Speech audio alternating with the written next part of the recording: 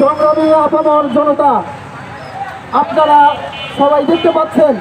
5ই আগস্টের গণ অভ্যুত্থানের পর এই স্বাধীন বাংলায় আওয়ামী লীগ এবং তার দোসররা দেশের এবং দেশের বাইরে থেকে এই গণ অভ্যুত্থানকে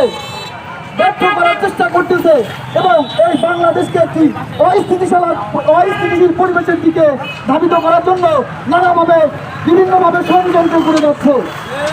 এই ইসকন নামের হিন্দুত্ববাদী যে জঙ্গি সংগঠন, এই সংগঠনকে তারা ব্যবহার করে বাংলাদেশে শুধু নয় সারা বিশ্বে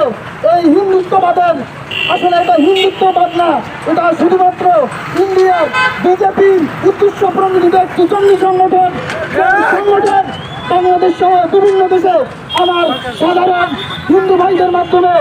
আমাদেরকে বিভিন্নভাবে অস্থিতিশীলতার দিকে নিয়ে যাচ্ছে। শুধু তাই নয়, এই ইসকনকে ব্যবহার করে